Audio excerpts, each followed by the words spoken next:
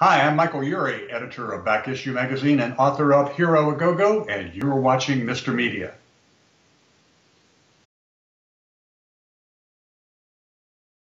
I'm Bob Andelman, and this is a Mr. Media interview. You can see, hear, and read more than 1,000 of my previous celebrity interviews at MrMedia.com. That's MRmedia.com. Subscribe to the show on YouTube, iTunes, Apple News, Google Play, or Stitcher, and follow us on Twitter and Facebook. On today's show, I'll welcome Michael Eury, editor of Back Issue Magazine and a former DC Comics editor. He's got a crazy new book out called HeroAGoGo, Campy Comic Books, Crime Fighters, and Culture of the Swinging 60s. Stick around. Some of my favorite comic book memories of growing up in the 1960s are of characters I long thought I imagined, because most traces of them have been erased from existence. Diaper Man, Secret Squirrel, Forbush Man, Courageous Cat, and Minute Mouse. Oh, and the guy who shouted, "Split!" just before various body parts of his broke apart to punch out the bad guys. Michael Eury, a former editor at DC Comics and longtime editor of Back Issue Magazine for Tomorrow's, apparently saw what I saw. Let me say, what a relief.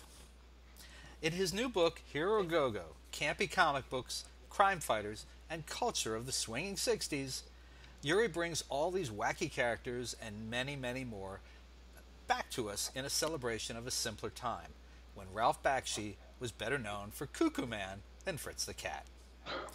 Michael Eury, welcome to Mr. Media. Thanks, Bob. It's a pleasure to be here. Love that introduction. Oh, thank you. Hey, I was so excited when your publisher, our friend John Morrow, asked me about the book, and I saw the cover, and I saw that version of Captain Marvel and yelling "Split," and I went, "That's it! It's done! I got to have this! I got to do this!" And you thought you hallucinated that during your childhood, right? You know, it's funny. It was for real. It was for real. Until, I mean, I was in the 60s. I was 0 to 9, right? And so when in the mid to late 70s, I worked in two comic book shops. I worked at a place called E=MC² in Princeton, for anyone who knows it, and I worked for a comic book dealer at the US 1 flea market in New Brunswick, New Jersey, a guy named George Tenenbaum. And it wasn't until then, and people would bring in their old comics, and I would see stuff that I only thought that I imagined, or they, you'd see like a VHS tape of some crazy cartoons, and I went, "Oh my God, I didn't imagine that stuff. It was real." And then seeing it in your book, what I love about some of these books, and I'll let you talk in a minute, but what I love about seeing some of these John Morrow, Tomorrow's books is they capture moments that I thought were long gone, and I really appreciate that. And so for that, I mean, I thank you for bringing back these memories of my own childhood, and I'm sure a lot of other people's. Well, you're welcome. It was it's my childhood too. Scott Saavedra, who designed the book and did a marvelous job too. As he was getting involved with that and sending me pages, I had to say to him, "Wow, you've really done this great job. You're bringing my childhood to life." And he said the same thing to me. I said to you, "It's my childhood too." And so that's really been over the past 2 weeks since the book's been out, the chord that has been struck universally with a lot of people who've been reading it, that this book preserves and also investigates that goofy stuff. Most of it's goofy. A few things are kind of sort of serious. I mean, they made an attempt to revive a few characters like the Spirit, which always had a little bit of whimsy at its heart anyway, and you certainly know that with the work you've done with Will Eisner. But Doc Savage, there was a Doc Savage revival by Gold Key Comics that a lot of people wouldn't necessarily have maybe put into a book on camp, but while it was at camp, I think its very existence was part of the camp movement, because during the camp movement, publishers and television producers were looking for as many superheroes and super type characters as possible. So they started to dust off these guys like the Green Hornet and Doc Savage and Tarzan. And even Tarzan, of course, was kind of a James Bond in a loincloth during the 60s, during the Ron Ely TV show, and during the theatrical movies that came out during that era as well. Interesting, of course, you mentioned Duck Savage and Tarzan together. The same guy played them both. Ron Ron Ely. Ely. Yep. My wife said when I was watching a few Tarzan episodes and researching this book, she said, he is easy on the eyes. He's still out there. I think I'm friends on Facebook with him. Oh, yeah. And Right? he does the convention circuit out there, too. And, yeah, he's apparently a very nice and approachable guy about this stuff. Well, you're right. I mean, the Doc Savage. Actually, the Doc Savage was one of the better books, I think, of this group in terms of, it was done pretty well. I think. Was it Gold Key or Dell? I'm sorry. It was Goki that actually did that one, and they pretty much did a straightforward adaptation of one of the novels, and they even repurposed his James Bama cover. They sort of isolated Doc Savage rather than using the full cover image, but Doc Savage wrestling a big snake, which is a pretty powerful image for a comic book. I remember a friend of mine in the '70s, Bob Penaha, who maybe you've crossed paths with. I worked with Bob. I was a Comico editor back when I got my start in comics, and he was lettering a ton of books for me, and then also at DC as well. He lettered a few there. Small world. One of my favorite people in the world. He taught me to drive. And Oh, really? we were, yeah, every week we as I recall, we bought comics together. When my grandfather, no one will care about this but you and I. My grandfather used to sell tickets at a suburban bus station in New Brunswick and East Brunswick, New Jersey. When he got sick, Bob basically stepped into his job and had his job. This is before he got into working in comics, and so So I love that guy. Fallen a little out of touch over recent years, but the reason I mention him though is that he introduced me to the Doc Savage paperbacks and the Shadow paperbacks, which of course were reprinting of the 30s and 40s paper pulps. So when I saw those in your book, I went, yeah, another touchstone. It's awesome. So how? I mean. You've been an editor at DC. You've been involved with comics a long time. You've got Back Issue magazine. I think a lot of people associate with. But how did you get interested in collecting, some of comicdom's most ridiculous characters and concepts into a book? Well, it's the stuff that I grew up with. Essentially, it's my childhood between two covers and within 272 pages. It was on January 12th, 1966, that as an 8-year-old, my life was changed when the Batman television show came on. And of course, my parents were in the room laughing at the high camp of it, but I was actually mad at them. I couldn't figure out what they found funny. Even, Batman Batustiing, everybody was dancing on TV back then. So to my very young eyes, I was, it just made perfect sense that, and plus he'd been slipped a Mickey, so there was an excuse for his wild abandon. But, and who wouldn't want to dance with Jill St. John, I mean, come on. Yeah, as an 8-year-old, I wanted to dance with You didn't know why, but you knew you wanted to.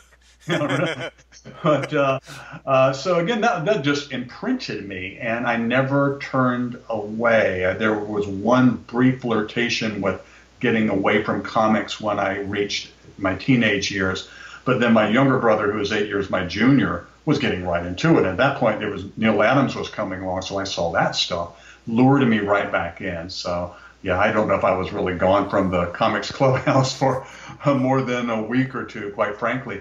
But I just still love that stuff, and it never left me. Over the years, I've really become a historian in a variety of fronts, including my community here. And for a while, I was the executive director of a local history nonprofit, and I've also written several books on my community's history, and I conduct guided history tours here in the community. So I'm just fascinated with the past. And, as our culture keeps moving forward, it's easy to forget it. And I didn't want this goofy period of the 60s to be forgotten because of the reasons that you said. I mean, some of the stuff that I put in the book, a few people have scratched their head and said, oh, so there was a diaper man. Yes, there was, part of the Mighty Heroes that Ralph Bakshi created for CBS. And in an amazing interview that I conducted with him for the book, he shared the story of how he really created that on a wing and a prayer. I mean, it literally was off the cuff in a pitch meeting where he and his boss and some other people from Carrey Tunes, and Bakshi was an up-and-coming guy at that time, they were there pitching some new stuff for the Saturday morning lineup for CBS, and it was all bombing.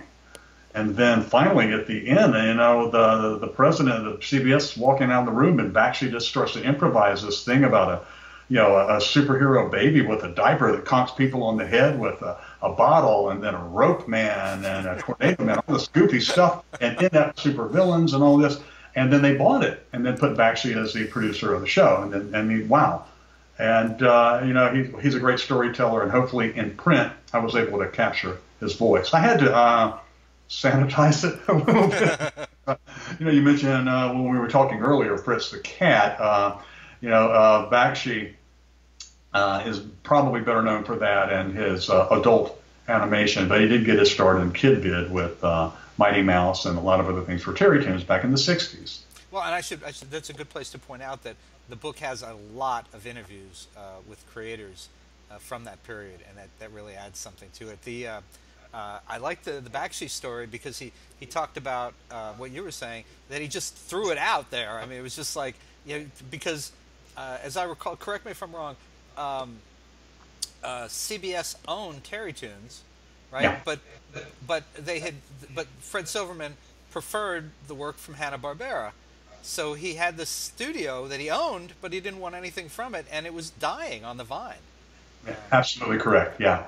And so they were sweating bullets and really making these pitches, and again they weren't sticking. And because Silverman had developed this relationship with Hanna-Barbera, and Silverman had co-developed with Hanna-Barbera several of the superhero-based and action hero-based cartoon series that premiered in '66 and '67, like Space Ghost and Frankenstein Jr. and The Impossibles, the Herculoids, that stuff. Which, again, those of us from a certain era, that was Saturday morning. That was hallowed ground, to sit in front of that television and watch that stuff unfold for hours. Absolutely. And I was just thinking, wouldn't it be great? It'll never happen now, but wouldn't it be great if, remember years ago when Cartoon Network was new and they brought the Space Ghost back, and they did it as an adult late night talk show, and then they did Harvey Birdman, Attorney at Law. Wouldn't it be great if Ralph Bakshi could take control of the Mighty Heroes, Diaper Man, Rope Man, Tornado Man,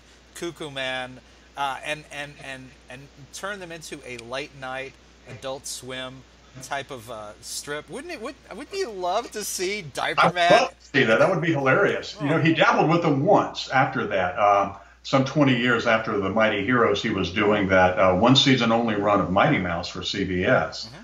And there was one episode where he revisited the Mighty Heroes, and they had aged, and they had like a legal firm, and it was like man, and man, because their last name Diaper Man, Tornado Man, right? Right. So he brought them back for one final outing, but I agree, I would love to see him go back and just do those characters again, because they were totally over the top, and they were on prime time. Not prime time, but Saturday morning, so they were on network television. Yeah. And that kind of satire had started to be done in comic books, and Matt had done it, famously off and on over the years. But I dare say that might have been the biggest audience for that type of superhero satire at that stage of the game. Any idea who owns the rights to the Mighty Heroes at this point? I think CBS still does, but I'm not 100% sure. Okay, CBS, you got Showtime. There you go. Do us a solid. So, were there any? Do you have any good, like detective stories to share about tracking some of these characters, some of these comics or cartoons down? Some of it was hard to find. I mean, essentially, for around a year, I revisited my childhood by reading a lot of comic books. Some of them I had. I did a lot of eBay shopping. Then my publisher and boss and friend John Morrow came to my rescue too, because some of that stuff is relatively scarce and pretty prohibitively expensive, and I really wanted to read it, so I wanted reader copies. I didn't and couldn't really invest into buying high-grade copies of this stuff. So John actually said, I've been wanting for years to do a Camp Hero book, and over the years at conventions, I've been buying some of this stuff. So he sent me a care package on loan of all of this stuff, so it filled in some of the gaps of some of the books that I didn't have, particular things like the Harvey thrillers, I didn't have many of those. He did have all of the Captain Marvel split, run. Split. And yeah. And then he said to get back together, he'd say Zam. Yeah, split Zam. So I guess it was supposed to be as close to Shazam as they could get. But yeah, and of course there was a boy named Billy there too, and there was a Plastic Man. And as that series morphed too, I mean, essentially this was an opportunity for a publisher to grab a supposedly dormant copyright, but Marvel very quickly thereafter, copyrighted the name. Captain Marvel, and then came up with Marvel, who I know you have on, over your shoulder there on the table, on the bookshelf. This is the red Marvel, just for anyone who's going to... We know, Michael and I know that the green and yellow Marvel is the real Marvel. That's true. This was when he seemed to be younger, prettier, and had longer hair. Well, it was the 70s when he got that long rocking hair, too, wasn't That's it? true. Who didn't have long rocking hair in the 70s? We all had long rocking hair back but John loaned me that stuff. I actually, over the years, have collected DVDs with a lot of the 60s cartoons archive because, again, I just like to watch this off and on, just for the warm, fuzzy feeling of it. YouTube was helpful to watch some of the episodes. Some of it has never been officially released. And so I went through episodes of The Mighty Hercules and all this just wonderful, goofy stuff that was just part of that cherished 60s childhood of mine and yours and so many other people, and revisiting it. There is a music component, too, because comics, TV, cartoons, and music were all sort of intertwined in this under this big pop culture umbrella. And, like the Monkees were there. They were also a comic book, and the Monkees were superheroes as the Monkey Men. So it's this strange little incestuous world there that where these three worlds sort of coincided. So the fifth and final chapter in my book is on Beatlemania, essentially Monkey Mania, and a few other characters that were created during the camp era in comic books because of that, like Swing with Scooter, Super Hip, which was in the pages of Bob Hope, and most people would say, if they even know who Bob Hope is, I think Bob Hope had a comic book and it ran for... yeah, exactly. But yeah, ran for over a decade, but Super Hip was this rock and rolling superhero that was there in the pages of Bob Hope. Really wacky stuff, but a lot of fun to read. Yeah, and Jerry Lewis had his own comic book for Absolutely. years and years. Great stuff. Yeah, I don't know that we would see a W. Kamau Bell comic book of the same type these days. Were there any characters that you recalled vaguely but couldn't locate, or that you knew existed but you just couldn't lay your hands on either the comic or the cartoon or anything?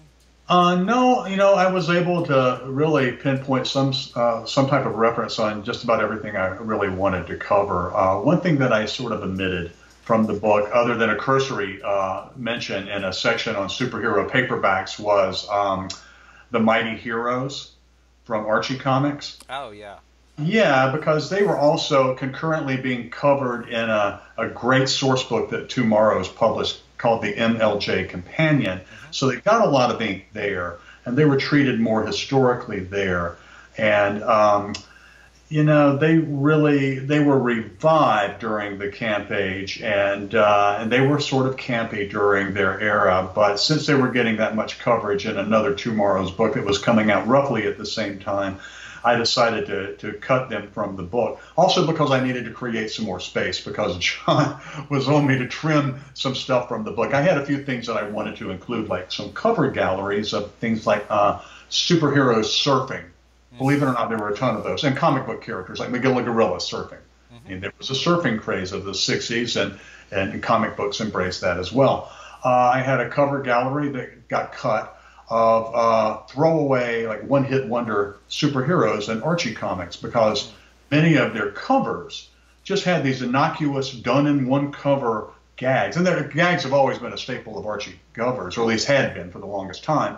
And so they did superheroes, and Archie and the gang would sometimes encounter, a guy named Giant Man or something like that.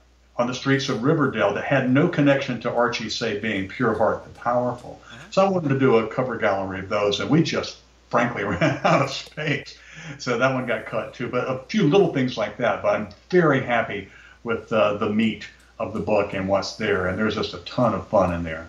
Oh, and Thunder Agents are in the book too, right? Yes, they are. Uh-huh. Speaking, I was thinking about that. I was still thinking about Bob Penahan. I think he introduced me to Thunder Agents, and I missed that completely. You know, it was a small publisher, didn't see a lot, but it was kind of like The Spirit. People who saw it loved it and remembered it, but people who never saw it don't know what the hell you're talking about. Yeah, and I think those two examples are good ones. The Spirit and the Thunder Agents really were there to capitalize on the camp movement. And as we think of camp today, we sort of assign the definition of like goofy stuff to that word. But I think in its strictest definition, it's sort of over the top type entertainment that, you know, is far-fetched but takes itself seriously. So in the 60s, what really gave birth to stuff like Batman on television was this camp movement among adults, to where the adults were finding this stuff funny. And so a revival of the Spirit and a handful of comic book titles like the Thunder Agents really, I think, were targeted more toward the older reader who had perhaps been lured back to comics. They might have read them when they were a little younger, but they were lured back to them, or were just discovering them as part of this big camp movement that was blossoming. But they were targeted toward the older reader, to where sometimes, you know, that 8-year-old that was digging Batman on TV might have read The Spirit, and I'm probably talking about me. I remember being out as a kid, and, you know, maybe flipping through it, and I just didn't get it. And I'm much too young to appreciate the brilliance that Will Eisner brought to that book. And same thing with Wally Wood and the other folks that did the marvelous Thunder Agent stuff. It was beautiful. Every single, you know, no matter who was drawing it, those books were always gorgeous, those Tower Comics books. But yeah, the Thunder Agents are actually referenced in the section I have essentially on James Bond and Bond Mania and the spy craze, because they were, as you know, spy superheroes. So they were an amalgamation of two trends. And again, that seems to be a subtext of much of the book. It's like, okay, you got this thing and that thing, and they're both working well, so let's blend them together. Like with Dell Comics taking monsters and turning them into superheroes with Frankenstein, Dracula, and Werewolf, you know. And, well, okay, I get the reasoning. You know, kids love Frankenstein and kids love Superman, so let's just mix them up and make them into one. And they did. Did they do it successfully? You know, you can kind of be the judge of that. But they did it, and it's another one of those things. That Frankenstein is one of the characters on the cover of my book. Yep. Did any of you did some interviews for the book? Did any creators beg you not to revive something that they created in the 60s? No, they didn't. As a matter of fact, I think DJ Arneson and Tony Tallarico, the writer and artist of those Dell Monster Heroes books, they've taken a lot of hits over the years. There's a lot of unkind stuff said about them online, in particular, about their work on those books.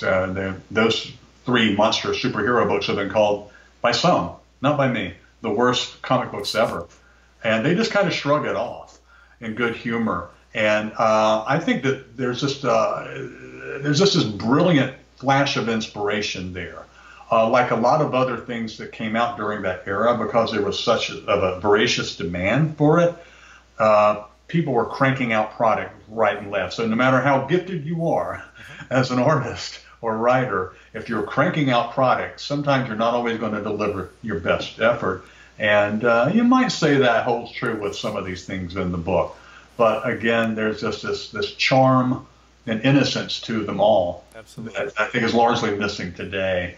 And so I was really happy to capture that. And also kind of look at it through the lens of some intellectual curiosity you would gain as an adult, you know, with the garnering somewhat 40 years of life experience under your belt, 50 years now, my gosh, where has the time gone? But I don't know. Yeah, but, you know, you look at things differently. But I think the line that I tried to walk in this book was, the line that I tried to straddle was keeping one foot on the side of that childhood whimsy and joy and nostalgia, but also the other anchored in my adulthood. And again, just an intellectual curiosity to sort of ferret out some of the stories behind the stories and understand why some of this stuff was happening at the time it was. And then again, I just love to hear, as you said earlier, the creators in their interviews tell me what they were going through or what they were thinking, etc., when they were coming up with this stuff. So, what were the absolute worst characters in the bunch? I'm sure there had to be some that you just thought were just horrible. Well, I really try to pull my punches with some of this stuff and treat it with respect. It's just me and you now. Okay. Well, yeah, nobody can hear us. I will say the one thing. Okay, some people will probably laugh at me for saying this, but my favorite Batman writer of all time was Bob Haney. Now, I'm not saying he was the best Batman writer of all time, but he is, bar none, my favorite, because I grew up on The Brave and the Bold. I love these, one-offs that he would always do. His Batman was quirky. His Batman would be anything he wanted it to be, and these team-up stories in The Brave and the Bold. So I loved the Teen Titans when I was a kid, and that was Haney's project as well. But the one thing in the book that I would probably say was the biggest wrong turn for a publisher was when Haney was writing Blackhawk. And in 1966, they made Blackhawk superheroes for a short-lived attempt to try to resuscitate this group. First and foremost, if anybody doesn't know, Blackhawk as a comic really refers to, well, it names the main character, but it is a team of World War II flying aces. And they assembled in their jets and they flew to the rescue. They were international. So that was actually pretty cool. And so the book was a good seller and lingered on, originally from its publisher, Quality Comics, and then it was acquired by DC Comics, and it just kept going on and on and on and on, some 20 years after the end of World War II. And by this point, they're sort of like in the 60s, the challengers of the unknown. They fight monsters and mummies and all this goofy stuff and a bunch of supervillains. And so the book is really running out of steam. So Haney, I got to give him creds for having the guts to say, well, let's make these guys superheroes. But it was a mess. It was just truly a mess. And Blackhawk, the storyline starts in this first issue of this run where the Justice League, or actually four of the Justice League, Superman, Batman, Flash, and Green Lantern, are in the Oval Office with the president, who is not identified, but it's definitely LBJ, because he's got the Bob Hope type, ski nose and the giant elephant ears. It's certainly a caricature of LBJ. And Batman is saying, these guys, these Blackhawks, just have not kept up with the times. They just don't swing. He actually says they just don't swing. So, I don't know if he was implying anything, if that was his wink, wink, nudge, nudge, joke, but about their, bedroom habits or whatever goes on. But that's what he said. But he was just trying to be cool, So they put the Blackhawks through intense training, and Blackhawk is just denigrating these guys and even criticizing them about their accents, because, again, they're from different countries. So a lot of the stuff is just so woefully non-PC, even for 1966.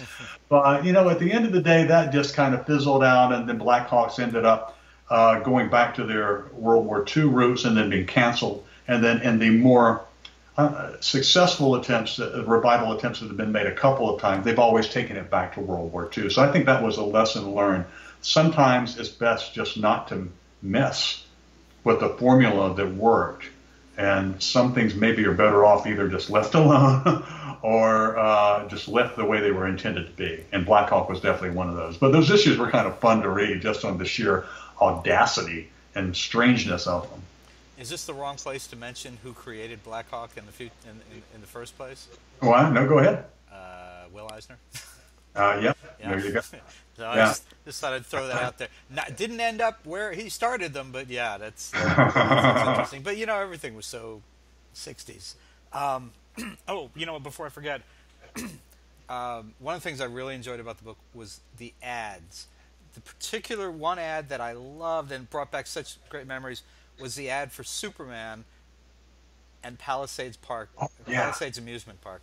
I I used that ad. My grandfather, who basically introduced me to comics, uh, I got to go there 2 or 3 times before they closed it down, and always wanted to go back again. Even though I was scared to death on the rides, the roller coasters freaked me out. But oh my God, it's Palisades Park, and Superman is, I got to go there. If Superman endorses it, you can't go wrong. I envy you. I envy you, Bob, because again, I was this kid in North Carolina who was seeing those ads like the one I shared in the book, and I wanted to go. But it wasn't my neighborhood or my even an easily commutable, adventure for my family during that time. So I sort of just lived vicariously through those ads, just dreaming of what this place was. And plus, I heard that song. It was on the radio a lot in the Palisades 60s. Park.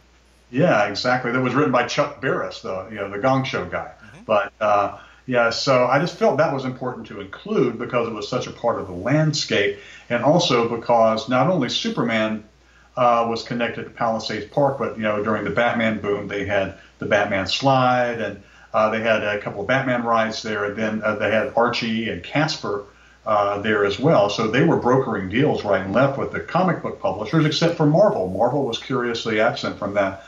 But Marvel was still kind of up and coming at that time anyway. But so there's an interview with a Palisades Park historian in the book. There are photos from the park that was shared by the Palisades Park Historical Society. And so other kids like me who always wanted to go, who didn't get a chance, can finally, vicariously through this, get a chance to finally go to Palisades Park and see what the Batman slide looked like. Did you ever slide down the Batman slide? I want to say yes, but I cannot be sure. It's just been too long, and I was too young. I don't remember. I just have really good memories that my grandfather took me, or maybe it was my parents. I'll give him my grandfather credit though.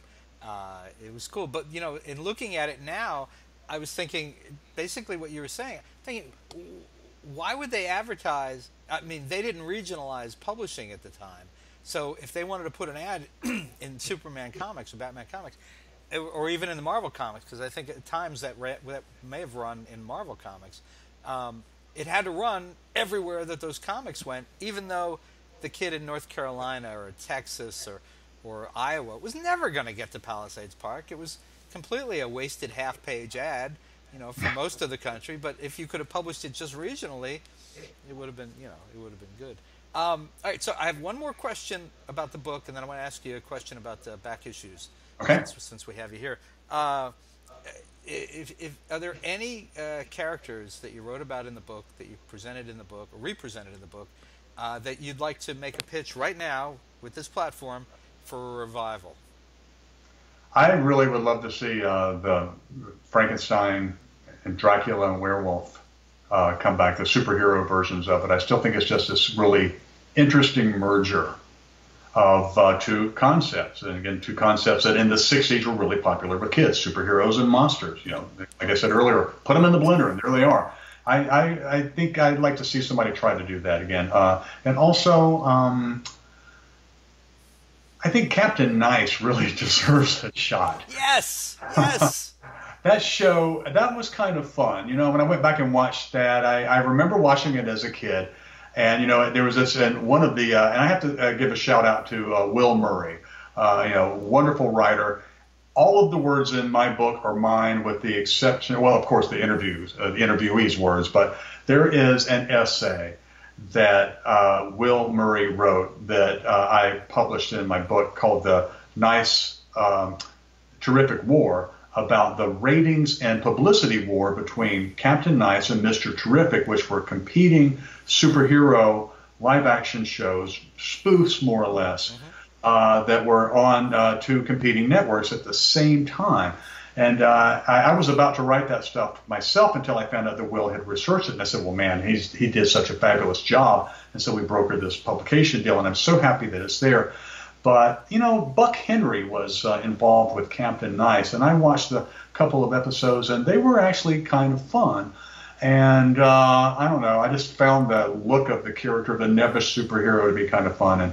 And Forbish Man, too. I love Forbish Man, all those those geeky characters. And then here I go, the Inferior Five. I want to see them come back, too. I love the Inferior Five, yeah. Okay. All right. Well, so while we have you, before you go, take a minute and give a little plug for Back Issue Magazine. What is it about for people who don't know? Where can they find it? Okay, well, I can find one right here, actually. Let me just hold the latest issue up. That's back issue 96, issue 96, which comes out tomorrow as I speak, which would be Wednesday, May 3rd. Back issue is more or less a magazine that is the, say, VH1 behind the music of comic books of the 70s, 80s, and 90s. So we mine comic book and pop culture history from that era, usually by interviewing the writers, artists, editors, animators, whomever involved with that stuff. Now, sadly, it turns out that a lot of the 70s and 80s guys who created this stuff have already passed away, unfortunately. And Back Issue was, over the past 13 years, we've been in print, the home of some of their last interviews and features. And I'm honored to have done that, but also saddened by their passing. So that's what we do. This latest issue that comes out this week is dedicated to a single comic book series of the 80s and early 90s, Marvel Fanfare, which was edited by Al Milgrom, and it was an anthology book which featured a lot of top-name talent doing short stories, or in a couple of cases, several issue arcs of characters, and major talent and some up-and-coming people. And in some cases, they burned off some inventory. Some of it that really deserved the primo presentation it got. It was published on a high-graded paper back then as well. And again, for the 80s, that was something that, paper stock improvement was coming about at that time as well. So we devoted the entire issue with that, just really kind of moving chronologically, starting with an in-depth interview with this editor, Al Milgrom. So then over the next handful of issues throughout the summer, we're published 8 times a year, but we go monthly during the summer. So in June, we have an issue. Every issue has a theme. So in June, it's Bird People. There's a George Perez. Get well, George. George had a heart attack last week. So yes, he did. He's recovering well, but he did have a heart attack. So sorry to hear that. Thoughts and prayers out to you, George. It's got a George Perez Hawkman cover. It's Bird People. So Hawkman in the Bronze Age and Hawk World, which are kind of convoluted continuities. We've got Hawk and Dove. We've got a number of other bird-related characters. A penguin history there. So let's see, 98 in August is themed DC in the 80s. And it looks at a number of series like Action Comics Weekly, Secret Origins, Sun Devils, if you remember that one, a sci-fi series that was really kind of Dan Jurgens' first big project. In August, issue 99 is themed Batman the Animated Series 25th Anniversary. And this is another one of these things that's going to make us all feel old. 25 years. Yeah. It's got this gorgeous Harley Quinn, the original Jester, Harley Quinn, cover done by Bruce Timm. And there's this wonderful oral history that was done by John Trumbull, one of my writers for Back Issue. He interviewed a ton of people affiliated with Batman the Animated Series, from Bruce Timm to Paul Dini to Andrea Romano, the casting person, to Kevin Conroy, the voice, to Paul Levitz and Martin Pasco and a number of the comic book and animated writers who were working on the series. This great story of how the series was developed and how it moved, and a wonderful story. And plus, the issue also has looks at the comic books, the DC animated universe that sort of evolved out of that. And that's issue 99. And then in issue 100 in September is, of course, issue 100 of Back Issue. And the theme is Bronze Age fandom and fanzines. And we look at a lot of cool stuff like the evolution of magazines like Back Issue is the day, but stuff like the Comics Reader. We have a great interview with Bob Overstreet about the Price Guide. We have Alan Light. The Comics Guide. Exactly, the Buyer's Guide. Yeah. And so Maggie Thompson is involved with this issue. A lot of fun, stuff like that, just tracking the evolution of this stuff. Murray Bischoff? He's pictured, he's not interviewed, but again, Alan Light wrote about him in his history. And Alan shared a ton of photos, including, the Buyer's Guide started at his house. in his parents' house. Yeah. And he was a young guy, young guy with long blonde hair and, polyester bell bottoms. And there's great 70s flashback photos. One of the pieces that I did in that issue, too, was a look back at Super DC Con 76. Now, DC sponsored its own Comic-Con in 1976, and it was also Superman's birthday, and they threw Superman a birthday party at that time. And Comic-Cons were still, relatively new at that point, and they certainly weren't as commonplace as they were. So that's another thing like Palisades Park. When I was a teenager, at that point, I wanted to go to Super DC Con, but I was living in North Carolina, too far away, especially in February on a weekend. And so a few people who were there provided photos and told stories about the convention, so we can kind of live vicariously through that. Michael, didn't Marvel do the convention first? They did. They did one in 75 and in 76. They did two back to back. And I didn't overlook those. We mentioned those, but they're going to get covered sometime in a future issue. My big, same thing with back issues, the problem I have with HeroAGoGo.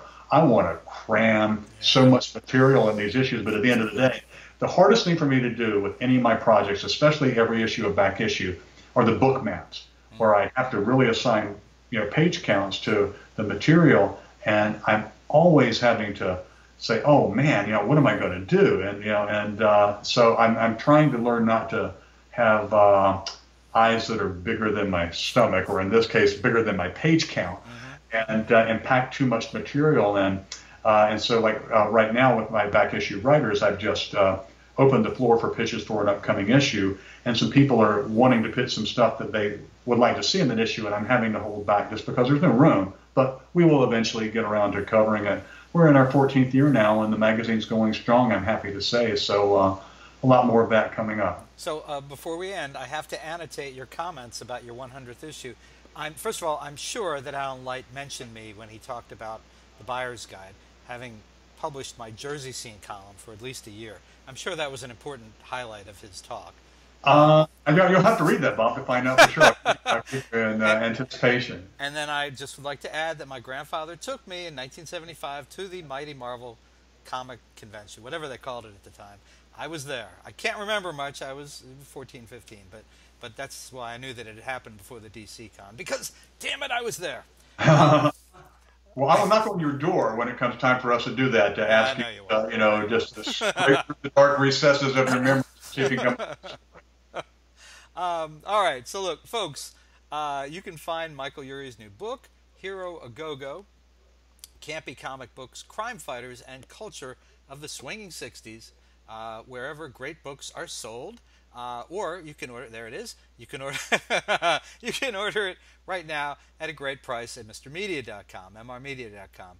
If you're watching the video on MrMedia.com, just below the video screen over here, you'll see the cover of the book. You can click on it right now. It'll take you to Amazon. You can order it immediately. You can get the physical copy. If I know tomorrow's, you can order the physical copy from Amazon. And to get the digital copy, you go to tomorrows.com, and they have a special PDF that they prepare, which is way better than what you could possibly get for your black and white Kindle. So trust me, you do it that way.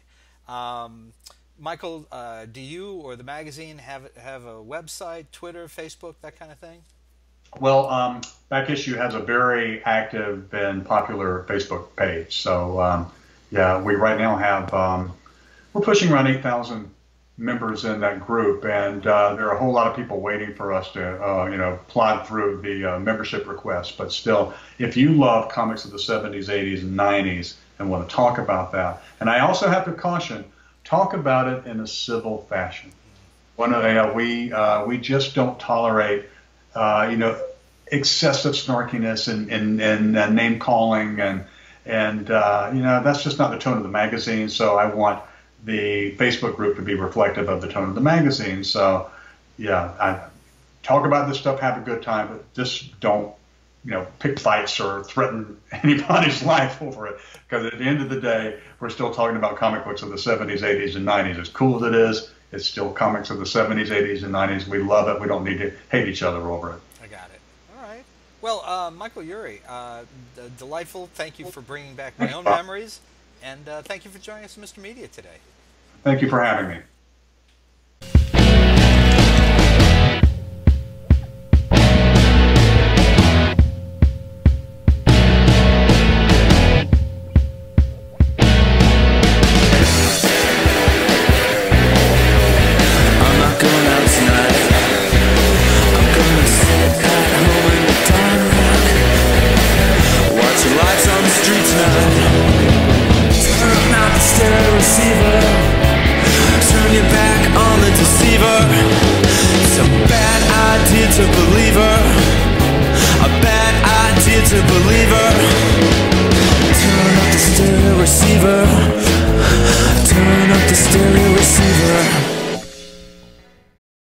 Mr. Media is recorded live before a studio audience full of comic book fans who may deny the existence of Captain Nice, Frankenstein Jr., or Rope Man, but we know better. In the new media capital of the world, St. Petersburg, Florida.